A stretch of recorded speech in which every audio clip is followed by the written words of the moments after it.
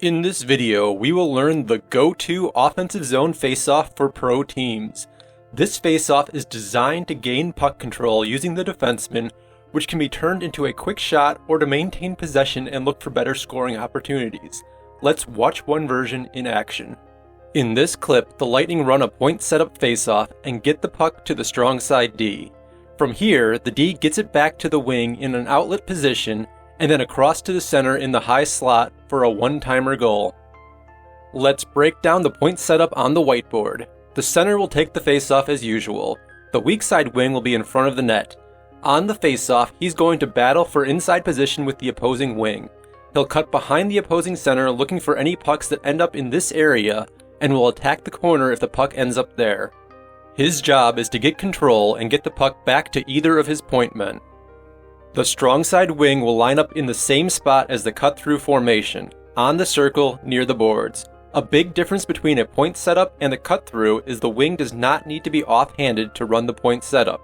It's actually beneficial for the wing to be on his strong side, as he will cut across to scoop up any pucks laying behind the center and pass it to either D on his forehand. This is the standard version of a point setup, where each wing covers the area behind one of the centers. We can also reverse the flow of the wings and have the wing on the boards cut behind the opposing center like in the push-through faceoff, while the wing in front cuts behind his own center, looking for the puck so that he can get it back to the D. If you're consistently running the point setup the standard way and the other team is starting to get the jump on your wings, you can reverse the flow in this way to throw them off. The center will need to tell the wings to reverse the flow because you don't want your wings running into each other. In this clip, the wings reverse the flow with the wing in front coming high and the wing on the boards heading down low. The wing in front very purposely blocks the opposing wing from cutting through to the strong side D. That gives the strong D enough time to get to the puck and get a wide-angled shot off. Getting back to the whiteboard, let's put the D in position. We'll start with the most passive positions, which is standard because it puts the D furthest from the opposing wings.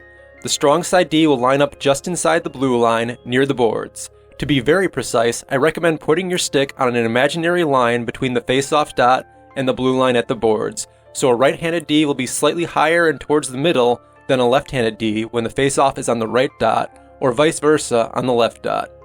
The weak side D should be down the middle of the ice, just inside the blue line. He wants as much time as possible on a point setup faceoff while still being in a decent place to take a shot. Even though both D are set up in a passive position, the center can win the puck back to either D and they can immediately take the shot. In this clip, both Ottawa D are in passive positions, not even in the picture. They run a standard point setup with the strong side wing cutting through, ready to tap back to the D. However, the puck gets close enough to the weak side D that he can step up into a one-timer. Also note the screen in front. The wing in front started his cut, but on the win slightly put his body into the opposing wing and then sets up in front of the net. Having the wing in front turn into a screen is a huge advantage to the standard point setup versus the reverse flow. He'll also be there for a possible rebound goal.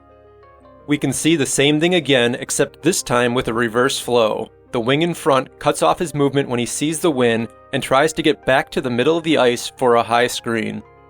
We can also do the same thing with a strong side win. In this clip, Ovechkin is lined up as the strong side D during a power play.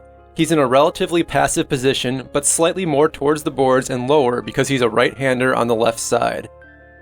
The center wins a clean draw back to Ovechkin. As a strong side D, he doesn't want to take the shot immediately from the bad angle. Instead, he pulls the puck towards the middle of the ice before taking his shot. The wings ran a standard point setup faceoff, and once again we had a bit of a screen before the shot was taken. One last time, we see a draw back to the strong side D with the wings running the standard point control faceoff on a power play. The wing in front gets a great screen timed beautifully with the shot from the strong side D walking to the middle. We can also bring the defense into more aggressive positions. One option is to set up in a slot shot formation and then move the strong side D most of the way into a cut-through. From here, the center can win a straight draw to the slot shot or run a cut-through with the strong side D. Another option is to set up in a cut-through and bring the weak side D up into a slot shot position. Now the center can run the draw to the wing cutting across, or the D in the slot while still maintaining a wing in front of the net for a little interference and screening. In this clip, it's actually a 4-on-4, but we see a player lined up for a cut-through and a D lined up for a slot shot. In a 5-on-5, we could have another D in a more passive position near the boards. The draw goes straight to the cut-through wing, and he taps it across to the slot for a one-timer. While this setup can be used for quick strikes as shown, the real advantage of this faceoff is puck control. You'll want to use this faceoff more often when you've got a team that's good at moving the puck around and creating high-quality chances. It helps when you're on a power play, where you are more likely to be able to keep control and create a good chance rather than going for a forced chance right off the faceoff. Let's get back to that first clip.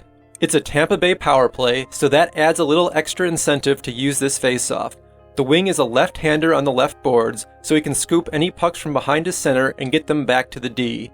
The strong side D almost perfectly has his stick on the imaginary line between the faceoff dot and the boards at the blue line. Tampa has their weak side D halfway to a slot shot position, which threatens a quick slot shot and must be respected. On the faceoff, the puck is won by Tampa, but not exactly where they wanted it. The wing on the boards doesn't get much of a cut through before he changes direction and tracks down the puck. He quickly taps it to the D, and then backs off a bit to create a standard power play formation. The Chicago wing is too aggressive and gets beat by the quick give and go. From here, we're into power play mode, with the wing taking space, another wing finding space on the back door, and the center finding a soft spot in the high slot. A good pass and one-timer seals the deal. Rewinding a bit, the wing in front makes a good hard cut behind the opposing center on the drop, but then breaks it off as soon as he sees his team win. He creates a screen for his team if either player shoots early, but then slips out to the back door for a potential tap-in or rebound. I hope you enjoyed this piece of the HockeyIL video playbook, and you'll come back for more system skills and drills here on YouTube or at HockeyIL.com.